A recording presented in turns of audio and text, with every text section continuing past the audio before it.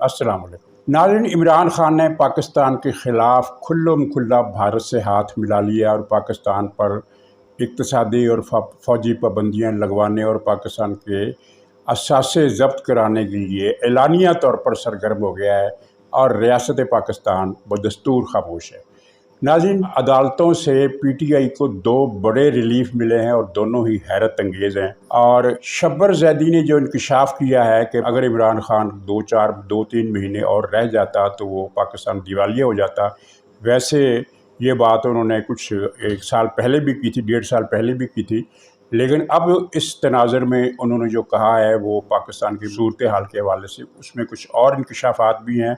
और इन इंकशाफात को मौलाना फजल रहमान के उस इंटरव्यू से अगर मिला दिया जाए जो उन्होंने 2017 में दिया था तो बात बड़ी क्लियर हो जाती है। और ये प्रोपेगेंडा जो इमरान खान के बज़ाहिर ख़िलाफ़ लेकिन दरअसल इमरान खान के हक़ में किया जा रहा है कि इमरान खान की नालायकी की वजह से पाकिस्तान की मईशत डूबी, वो चीज़ क्लियर हो जाती है। और एक ख़बर ये है कि अडियाला जेल में पेजा डकैत अगरचे उसको 3 वक्त का बेहतरीन खाना किसी के घर से आता है, वहाँ उसको सहूलतें भी बहुत ज़्यादा है, आज़ादी है घूमने फिरने की, हर चीज़ मंगवाने की आज़ादी है।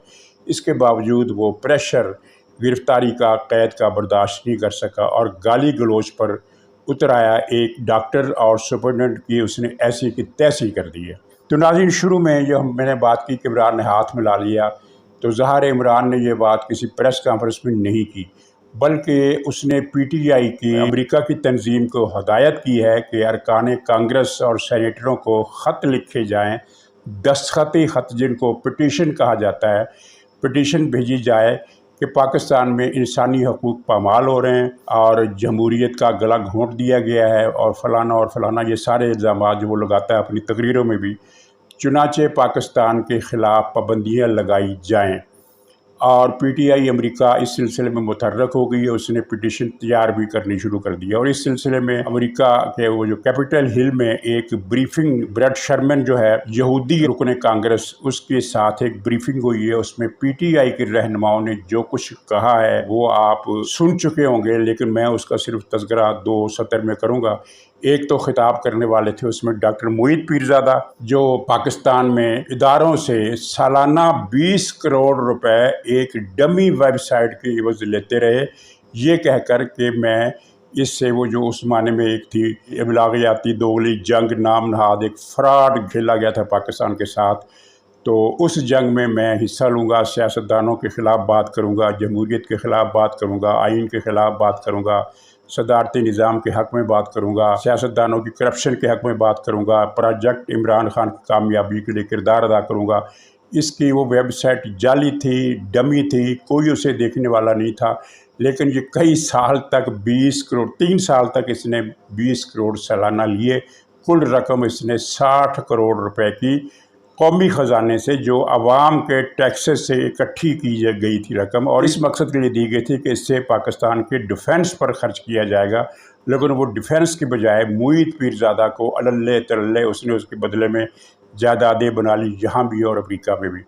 एक तो ये मुकर्रर था वहाँ, और ये मोहित पीरज़ादा डॉक्टर पता नहीं है कि नहीं, ये एक सरकारी महकमे में कोई छोटा सा अफसर था और एक करप्शन की बड़ी वारदात के बाद उसे वहाँ से बरतरफ कर दिया गया था। फिर इसकी माँ पुरसरार हालात में मर गई। मुखालफों ने इल्ज़ाम लगाया कि इसने खुद ही उसको मारा है जायदाद के लिए, वल्लाह आलम। लेकिन इसने फिर बाप के, मुर्दा बाप के अंगूठे कागज़ात पर लगाया और माँ बाप की सारी जायदाद ये हड़प कर गया, किसी और को, हिस्सेदार को, रिश्तेदार को, अजीज़ को, भाई को हिस्सा नहीं दिया। एक मुकर्रर ये था। एक मुकर्रर था PTI का अमेरिका का रहनुमा जो इमरान खान का साबिक़ मुशीर भी रह चुका है जब वो वज़ीर-ए-आज़म था, और दूसरा था साजिद बरकी, जो एक बदनामे ज़माना, रसवाए ज़माना जनरल वाजिद बरकी का बेटा बताया जाता है। इमरान खान का कज़न है, और वो जो जनरल बरकी था अपने ज़माने का, बताने की ज़रूरत नहीं, सब जानते हैं कि अपने ज़माने का बहुत बड़ा डकैत था। वज़ीर सेहत के तौर पर इसने जो कुछ असासे कमाए, और आपको ये इल्म होगा कि अयूब खान से पहले पाकिस्तान में करप्शन नहीं थी। अयूब खान ने पाकिस्तान में करप्शन इंट्रोड्यूस नहीं कराई, बल्कि इम्पोज की, करप्शन को कल्चर बनाया, और उसके बहुत अरसा बाद मुशर्रफ ने करप्शन को पाकिस्तान का आइन बना दिया।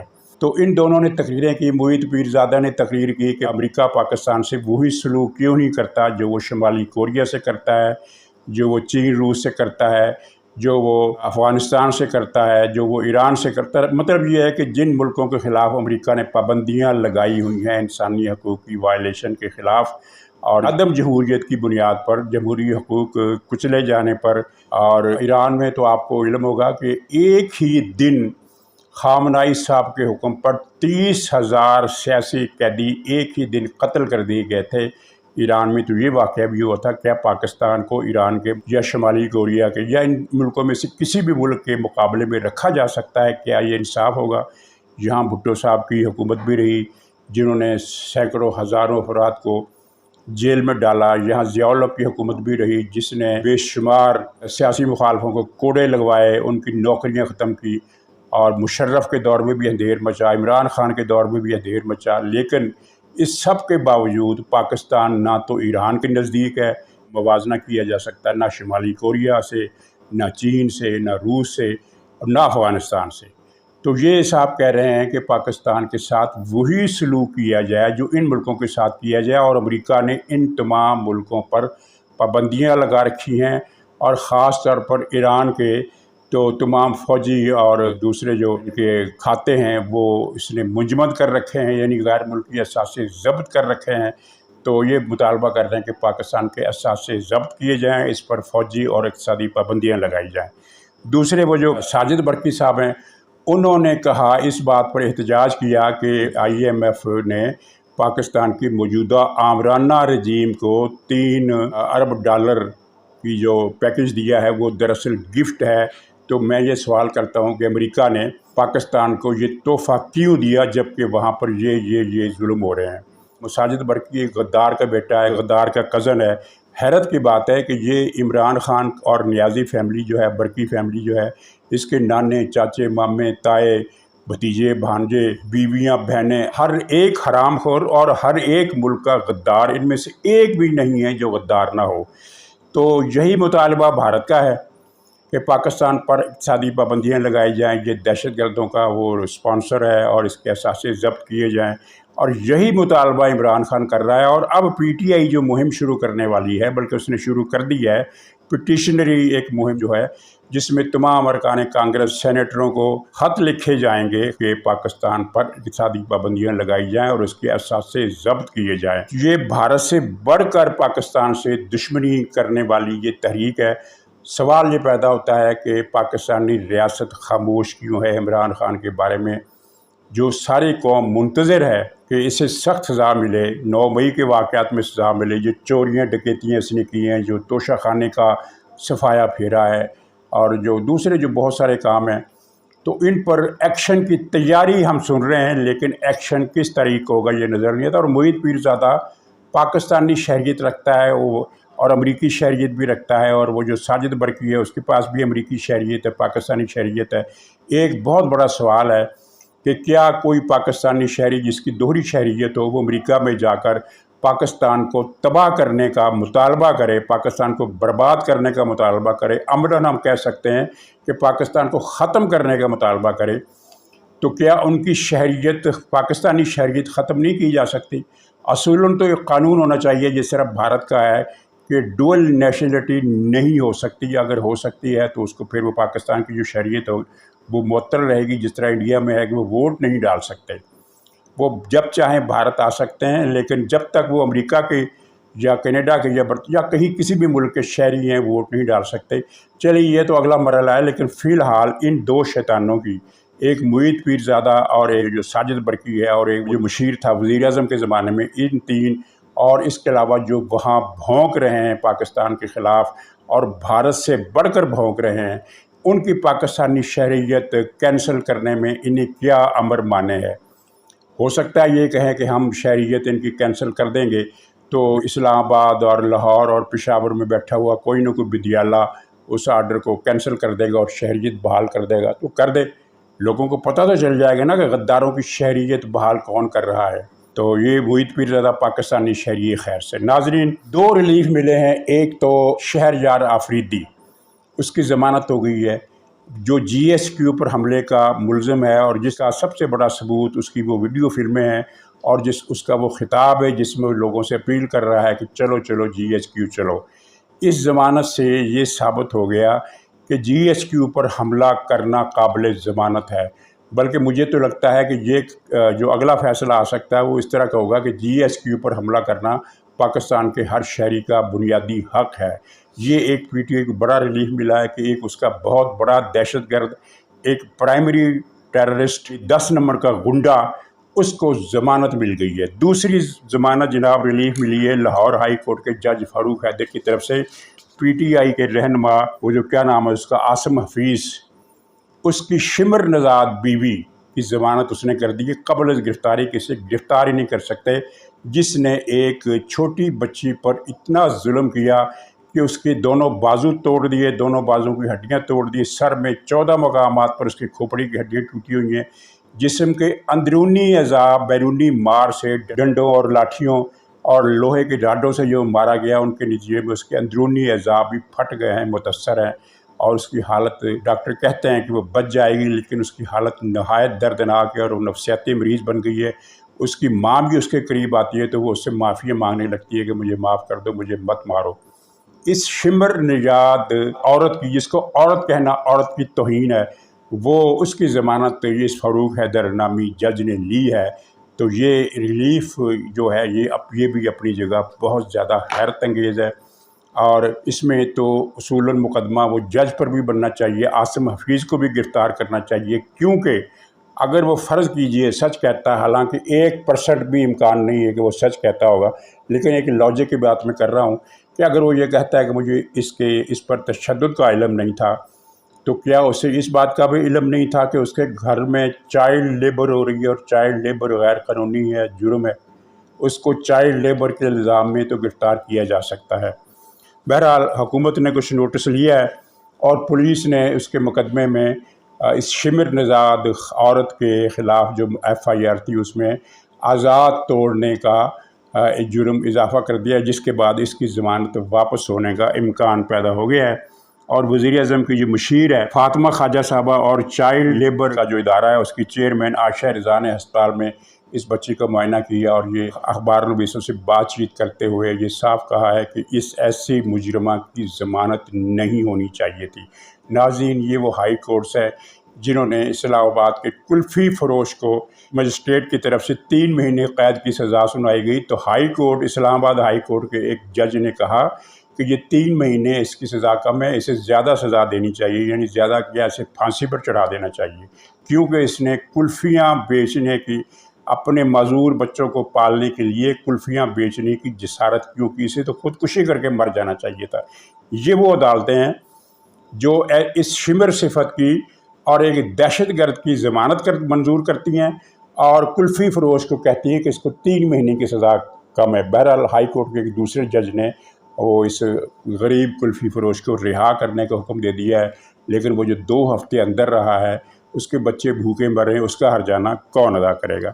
ناظرین، شبر زیدی نے جیو کے پروگرام میں بہت زبردست اور خوفناک انکشافات کیے ہیں، اور اس پوائنٹ کی تشریح کی ہے کہ کس طرح عمران خان کے دور میں پاکستان دیوالیہ ہونے والا تھا، اور کس طرح عمران خان نے مجھے بلا کر کہا کہ پختونخوا میں ہمارے تمباکو نوش پارٹنر ہیں، ساتھی ہیں، دوست ہیں اور دوسرے ہیں، تو وہ ٹیکس نہیں دینا چاہتے، اس لیے تم نے پختونخوا صوبے کا رخ نہیں کرنا، وہاں ٹیکسیشن نہیں کرنی۔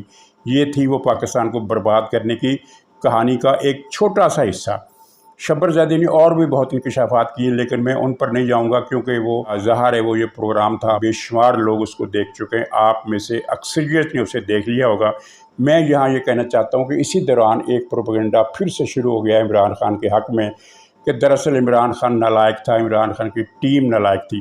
مجھے 2017 کا وہ ایک مولانا فضل الرحمان کا خطاب جو کلپ کی صورت میں سوشل میڈیا پر آیا ہے وہ میں نے دیکھا، اس میں انہوں نے کہا کہ عمران خان کو 3 بنیادی مقاصد کے تحت لایا گیا ہے، جس کے بعد چوتھا حتمی پوائنٹ ہوگا۔ انہوں نے کہا کہ اس کو لایا گیا ہے کہ سب سے پہلے مرحلے میں یہ پاکستان کی سیاست کو غیر مستحکم کرے گا، اور وہ آپ نے دیکھا کہ اس نے سیاست کو غیر مستحکم کیا۔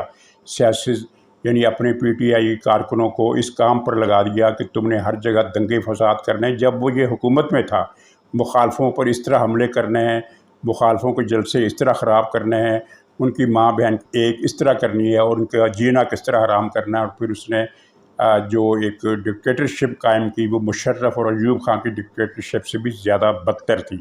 اس کے بعد دوسرا نقطہ مولانا فضل الرحمان کا یہ تھا کہ یہ پاکستان کی معیشت کو برباد کر دے گا، جس کی ایک تصویر شبر زیدی نے کھینچ کر رکھ دی. اور یہ تصویر بڑی چھوٹی ہے، بڑی ادھوری ہے. یہ معیشت کی تباہی کا جو کینوس عمران خان نے بھرا وہ اس سے بہت بڑا ہے. اور تیسرا ایجنڈا تھا فوج کو غیر مستحکم کرنے کا. آپ نے دیکھا کہ وہ ایجنڈا بھی پورا کیا گیا. فوج کے اندر تقسیم ہوئی، ڈویژن ہوئی، اختلافات پیدا ہوئے اور ان سب پر قابو پایا گیا. تو پھر اس میں بغاوت کی 2 کوششیں کی گئی، وہ بھی ناکام ہو گئی. تو اب فوج کو دنیا بھر میں ہٹ کیا جا رہا ہے، یعنی پاکستان کا دفاع اس کو بھی غیر مستحکم اس نے کر دیا. تینوں ایجنڈوں میں کامیاب رہا. اور چوتھا اس کا حتمی رزلٹ جو اصل ایجنڈا تھا، اس کے بعد پھر پاکستان کو ختم کرنا اس کا مقصد تھا. اور خدا نے ایک مداخلت کی اور یہ چوتھے ایجنڈے سے پورا ہونے سے بلکہ شروع ہونے سے بہت پہلے ہی اس کی حکومت ختم کر دی گئی. لیکن یہ ساری چیزیں یہاں ایک سوال پیدا ہوتا ہے، کوئی بھی آدمی پوچھ سکتا ہے کہ کیا عمران خان اتنی بڑی قوت ہے کہ وہ پاکستان کو اکیلا تباہ کر دے؟ تو بھائی صاحب، عمران خان تو ایک مہرہ ہے. اصل چیز، وہ اصل طاقت ان لوگوں کے پاس ہے جو اس کے پیچھے ہیں. اور اس کے پیچھے کون تھے؟ اسرائیل تھا، بھارت تھا، انڈیا اور پاکستان اور برطانیہ میں بیٹھے ہوئے، امریکہ میں بیٹھے ہوئے قادیانی گروپ تھے، طاقتور قادیانی گروپ. کیونکہ طاقت سے مراد ہے کہ ان کے پاس بے بہا بے تحاشا دولت ہے. ان سب نے پاکستان کے خلاف ہاتھ ملایا ہوا ہے. اور تیسرے تھے پاکستان کے بندیالے، 5-6 سپریم کورٹ میں بیٹھے ہوئے ہیں، 5-6 اسلام آباد ہائی کورٹ میں بیٹھے ہوئے ہیں، 5-6 لاہور ہائی کورٹ میں بیٹھے ہوئے ہیں، کچھ پشاور میں. تو یہ جو بندیالے تھے، 15-20 بندیالے، جن کے پاس ظاہر آئین کی ایک طاقت ہے کہ وہ کوئی بھی فیصلہ امپوز کر سکتے. ایک سطر لکھی اور پنجاب میں ایک منتخب حکومت ختم کر کے پیجے ڈکیت کو مسلط کر دیا گیا. تو اس کے علاوہ پاکستان کے اندر میڈیا کی ایک فوج، جس کو ہمارے قومی دفاعی بجٹ سے کروڑوں روپے ملتے رہے کہ وہ پاکستان ہی کی بنیادیں کھوکھلی کرے. آپ کے سامنے ہے سب کچھ. تو طاقت عمران خان نہیں. عمران خان ایک اس ساری سازش کا، اس کو آپ شو بوائے کہہ لیں، پوسٹر بوائے کہہ لیں، مہرہ کہہ لیں، آپریٹس کہہ لیں، جو مرضی کہہ لیں، اس کے ذریعے ایک ہجوم اکٹھا کر کے پاکستان کو تباہ کرنے کی سازش کی گئی. ناظرین، پیجا ڈکیت اڈیالہ جیل میں بند ہے، جہاں اسے 5 اسٹار ہوٹل کی سہولتیں حاصل ہیں. کھانا گھر سے آتا ہے، سپرنٹینڈنٹ جیل کے گھر سے سیر کرتا ہے، واک کرتا ہے. ہر قسم کی وہ سہولت جو ایک کلاس کے قیدی کو بھی میسر نہیں ہوتی، اس کو میسر ہے. فوم کے گدے دیے گئے ہیں، بستر دیے گئے ہیں، مالشیے دیے گئے ہیں. 4 ملازم سپرنٹینڈنٹ جیل نے اس کے دروازے پر کھڑے کر رکھے ہیں. ایک بڑا ہال اس کے حوالے کیا گیا ہے جو دراصل سیکورٹی کا ہال تھا. تو اس ہال میں یہ عیاشی کر رہا ہے. لیکن اس عیاشی کے باوجود قید کا پریشر اس پر اتنا ہے کہ پرسوں اس نے سپرنٹینڈنٹ جیل اور جیل کے ڈاکٹر کو ماں بہن کی گالیاں دیں اور اس کا بس نہیں چلتا تھا کہ یہ پتھر اور روڑے اٹھا اٹھا کر ان دونوں کو مارتا. آدھا گھنٹہ اس نے وہاں غل غپارہ مچایا اور ہنگامہ برپا کیے رکھا. اور سارے قیدی سہم کر دیکھتے رہے کہ پتہ نہیں اب کیا ہوگا، کہیں کسی کا سر ہی نہ پھوٹ جائے. یہ نوبت آ گئی تھی. تو یہ پیجے ڈکیت کے ذہنی طور پر پاگل ہونے کی نشانی، اور پاگل ویسے اس کو بیٹے کا بھی صدمہ ہے. تو اس نے ساری عمر ڈکیتیاں کی ہیں، ساری عمر جرائم کی ہیں. یہ ایک کیا کہنا چاہیے، کرونک قسم کا کرمنل ہے، کرونک کرمنل. تو اب 80 سال کی عمر اس کی ہونے کی آ گئی ہے. تو اللہ تعالیٰ نے اس کو اس کے ماضی کی تمام جرائم میں اپنی پکڑ میں لے لیا، اور اب یہ ذلیل و رسوا ہو رہا ہے. اور اسی ذلت اور رسوائی کی وجوہات کئی اس نے خود بھی پیدا کی. مثلاً اپنی پوتی اور نواسی کی عمر کی ایک لڑکی سے اس نے شادی کر لی. اس کے بعد سے اس کا زوال شروع ہوا. مطلب کہنے کا یہ ہے کہ وہ اس لڑکی سے شادی کرنا دراصل اس کے زوال کا باعث نہیں بنا، بلکہ ایک سٹارٹر بنا. ورنہ اس کے زوال اور اس کی تباہی اور اس کی ذلت اور اس کی رسوائی کہ جو بنیادی وجہ ہے وہ تو اس کی وہ عمر بھر کی لوٹ مار ہے، عمر بھر کے ڈکیتیاں ہیں، عمر بھر کے مظالم ہیں جو اس نے اپنے مخالفوں پر گجرات اور منڈی بہودین میں کیے، اور بے شمار دوسرے جرائم ہیں۔ تو یہ لڑکی کی شادی جو تھی وہ ایک بہانہ بنی، اور پیچھے ہی میں جانا دوسرا بہانہ بنا۔ اس کا اپنا سگا بیٹا اس کو چھوڑ گیا ہے، اس سے زیادہ ذلت اور رسوائی کیا ہوگی؟ اب جیل میں یہ دنگے فساد کر رہا ہے تو کیا خیال ہے کہ اس کی عزت میں اضافہ ہوگا؟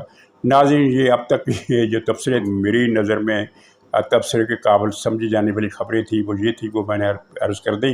خبریں تو روزانہ 50 کے حساب سے آتی ہیں، لیکن ظاہر ہے تبصرہ کرنے کے لیے 20 منٹ کے پروگرام میں تبصرہ کرنے کے لیے 4-5 خبروں ہی کا انتخاب کیا جا سکتا ہے۔ تو اجازت دیجیے، انشاءاللہ اگلے ولاگ میں پھر ملاقات ہوگی۔ تب تک کے لیے خدا حافظ۔